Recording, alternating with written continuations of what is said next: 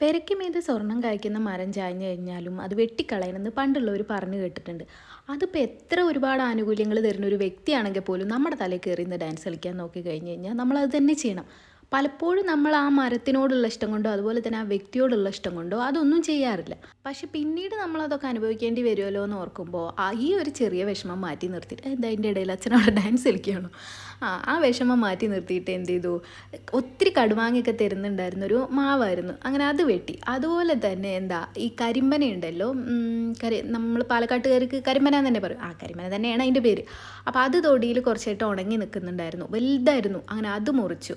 പിന്നെ ദേ ഇതുപോലെ ചാഞ്ഞ് നിൽക്കണ ഈ ഒരു കരിമ്പനയിലേക്കാണ് ഈ ഒരു തെങ്ങ് പിടിച്ച് കെട്ടിയിട്ടുണ്ടായിരുന്നത്. എന്നാൽ പോലും അതിൻ്റെ ഈ തേങ്ങകളെല്ലാം വീണിട്ട് എപ്പോഴും ഓട് പൊട്ടൽ തന്നെയാണ് പണി. അതാണെങ്കിൽ നല്ല തേങ്ങയായിരുന്നു കേട്ടോ. അങ്ങനെ അവരവരുടെ സാമഗ്രികളൊക്കെ എടുത്തു വെച്ചിരിക്കുകയാണ്. പിന്നെ കണ്ടോ ഇതെന്താ സംഭവം എന്ന് നിങ്ങൾക്ക് ഇപ്പം ഞാൻ ഈ ഇൻട്രോ തന്നുകൊണ്ട് നിങ്ങൾക്ക് മനസ്സിലായിട്ട് കാണും. ഇത് ഈ തെങ്ങിൻ്റെ ആ കുരലില്ലേ, അതാണിത്. പണ്ട് ഞാൻ കുഞ്ഞിൽ ഇത് കഴിച്ചിട്ടുണ്ട്, അമ്മയുടെ വീട്ടിൽ നിന്നാണ് തോന്നുന്നു കഴിച്ച്. അപ്പോൾ അവിടെ ഒത്തിരി തെങ്ങൊക്കെ ഉണ്ട്. അപ്പോൾ ഞാൻ ചെറുതിലിങ്ങനെ ആഗ്രഹിക്കും, അയ്യോ എല്ലാ തെങ്ങും മുറിക്കണേ, എങ്ങനെ എന്നും ഇത് തിന്നാൻ കിട്ടണേ എന്നുള്ള. ഇപ്പോഴല്ലേ, ഇപ്പോൾ ഒരു തെങ്ങ് മുറിക്കുമ്പോൾ എന്ത് വിഷമമുള്ളതെന്ന് ഇപ്പോഴാണ് ഈ ശരിക്കും എനിക്ക് ഫീൽ ചെയ്യണം കേട്ടോ. അന്ന് ഞാൻ ആഗ്രഹിച്ചതൊക്കെ ആലോചിക്കുമ്പോൾ എനിക്ക് എന്നോട് തന്നെ പുച്ഛം തോന്നുന്നു, പുച്ഛം.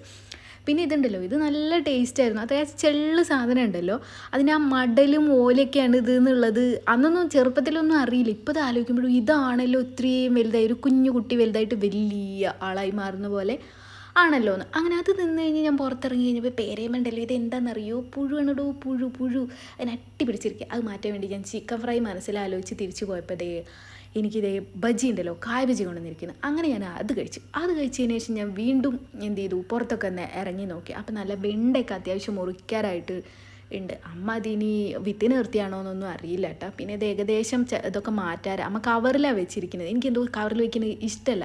എന്നാൽ പോലും ഇതിങ്ങനെ വിരിഞ്ഞിക്കണ കാണുമ്പോൾ അതിനെ നശിപ്പിക്കാനും തോന്നുന്നില്ല.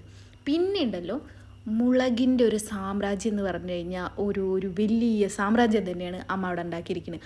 അമ്മയ്ക്കും എൻ്റെ ഹസ്ബൻഡിനും ആണെങ്കിൽ ഈ മുളക് ഇതിനോടൊക്കെ ഒരു ഭയങ്കര പ്രാന്താണ്. എനിക്കാണെങ്കിൽ പൂക്കളൊക്കെ ഉണ്ടാകുന്ന ചെടിയോടൊട്ടെ എനിക്ക് കൂടുതൽ ഇഷ്ടം. ഇതിനൊന്നും വേണ്ടി ഞാൻ അത്ര പണ്ട് ഒട്ടും എനിക്കിത് ഫ്രണ്ടിലൊന്നും വെക്കുന്നതേ ഇഷ്ടമല്ലായിരുന്നു. പക്ഷെ ഇപ്പം എൻ്റെ കല്യാണം കഴിഞ്ഞ് പോയതിനു ശേഷം അമ്മ അവിടെ ഫ്രണ്ടേജ് മുഴുവൻ ഉണ്ടല്ലോ ഫുള്ളൊരു പച്ചക്കറി തോട്ടം പോലെ ആക്കി മാറ്റിയിട്ടുണ്ട്. പണ്ടാണെങ്കിൽ അതെനിക്ക് ആക്സെപ്റ്റ് ചെയ്യാനേ പറ്റിയിട്ടുണ്ടായിരുന്നില്ല കേട്ടോ.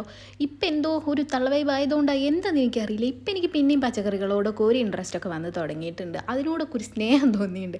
പിന്നെ ഒരു കുഞ്ഞൊരു കമ്പ് പോലെ എനിക്ക് തൊടിയിലല്ല തോട്ടിലൂടെ നടന്നു വരുമ്പോൾ കിട്ടിയിട്ടുള്ള സാധനമാണ്. അത് മരത്തുമ്മക്കേണ്ട് പടർത്തിയപ്പോണ്ടല്ലോ ഇപ്പം അതിങ്ങനെ വിജൃംഭിച്ച് പോയിട്ടുണ്ട്. പിന്നെ കണ്ടോ, ഞാൻ പറഞ്ഞില്ലേ എല്ലായിടത്തും ഇത് തന്നെ മുളക് ഒരേ വെറൈറ്റിയാണ് കൂടുതൽ. പക്ഷേ മുന്നേ ഉണ്ടല്ലോ നീല അങ്ങനെ വട്ടത്തിൽ മുന്തിരി പോലത്തെ അങ്ങനെ ഒത്തിരി ഉണ്ടായിരുന്നു. കുറേയൊക്കെ വയ്യാണ്ടായ സമയത്തൊക്കെ തോന്നുന്നു ഒത്തിരി വെറൈറ്റി പോയിട്ടുണ്ട് കേട്ടോ. ഇത് നമ്മുടെ നോർമൽ, നമ്മുടെ എന്താ പറയുക, സാധാ അങ്ങാടി മുളക് ഇതൊക്കെ പറയുന്ന സാധനമില്ലേ, അതാണിത്. എല്ലാം അമ്മ ഇങ്ങനെ ചാക്കിൽ അധികം വെയിറ്റ് ഒന്നും ഇല്ലാത്ത ഈ കരിയില അങ്ങനെ എന്തൊക്കെ ഇട്ടാക്കിയത്. ഇതാണ് നമ്മുടെ കിങ് രാജാവ്. ഇത് നമ്മുടെ കാന്താരി മുളക്, ചീനമുളക് അങ്ങനെയൊക്കെ പറയും. വേറെ എന്തെങ്കിലും പേരുണ്ടെങ്കിൽ നിങ്ങൾ കമൻറ്റ് ചെയ്യാം കേട്ടോ. ഇതിൻ്റെ ഈ തള്ളിയുടെ ഇലയൊക്കെ വെച്ചിട്ട് അമ്മ ഉപ്പേരിയൊക്കെ ഉണ്ടാക്കി തരും കേട്ടോ. ഈ മുളകല്ല, അതിൻ്റെ ഇല വെച്ചിട്ട് കണ്ടോ.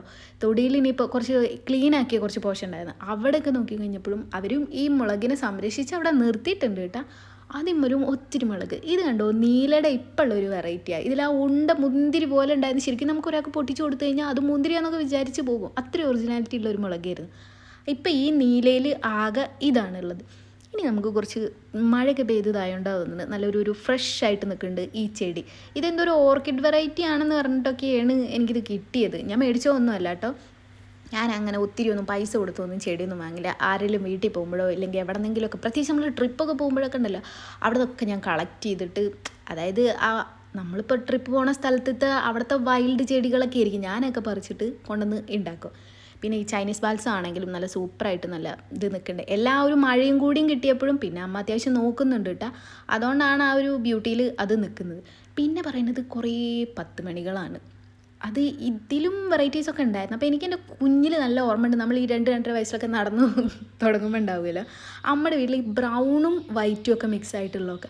അപ്പോൾ എനിക്കെന്ന് പറഞ്ഞാൽ ഇതൊക്കെ കാണുമ്പോൾ എന്തോ ഒരു ഹരമാണ്. എന്നിട്ട് ഞാൻ കൈ ഇങ്ങനെ തരിച്ചിട്ട് ഇതൊക്കെ ഞാൻ ഉച്ചയ്ക്കൊന്നും എനിക്ക് ഉറക്കമുണ്ടാവില്ല. അപ്പോൾ ഇവരൊക്കെ ഉറങ്ങിക്കഴിഞ്ഞാൽ ഞാൻ പയ്യെ പോയി ഇതൊക്കെ പറിക്കൂട്ടാ. എന്നിട്ട് ഈ അലക്ക് കല്ലിൻ്റെ ഒരു പൊത്തുണ്ട്, അവിടെ കൊണ്ടുപോയിടും. അതുപോലെ ഈ കാശിത്തുമ്പകൾ അതൊക്കെ ഞാൻ എന്തിനാ അങ്ങനെ ചെയ്യണമെന്ന് എനിക്കറിയില്ല. വലുതായി കഴിഞ്ഞ് ഞാൻ ഇങ്ങനെയൊക്കെ ചെയ്തിരുന്നു എൻ്റെ ഒരു വീരസാഹസ കഥയായിട്ട് ഞാൻ പറയുമ്പോഴാണ് അവരതറിയുന്നത്. പിന്നെ ഇതൊക്കെ കഴിഞ്ഞ് വന്നപ്പോൾ വീണ്ടും എനിക്ക് വിശന്നു. അപ്പം നോക്കുമ്പോൾ എന്താ ഈ കൊത്തു പൊറോട്ടയില്ലേ, ഇത് കുറച്ച് ചിക്കനും ഇതൊക്കെ ഇട്ട് ഇത് പുറത്തുനിന്ന് മേടിച്ചതാട്ടോ. അമ്മ ഉണ്ടാക്കി തരുമ്പോൾ ഈ ചിക്കനോ അതൊന്നും ഇല്ലാണ്ട് ആക്കി തരണേ. എനിക്ക് പക്ഷേ ആ ടേസ്റ്റ് എനിക്ക് കുറച്ചും കൂടി, ഇത് ചിക്കൻ ഉണ്ടെങ്കിലും അത്ര അങ്ങോട്ട് എനിക്ക് ഇഷ്ടമായില്ല. ഇതൊക്കെ കഴിഞ്ഞ് വൈകിട്ടായപ്പോൾ നല്ല തവ ചിക്കനും കുബൂസും, പിന്നെ അതിൻ്റെ ഒപ്പം കുറച്ച് ഫ്രൂട്ട്സും. സൂപ്പർ.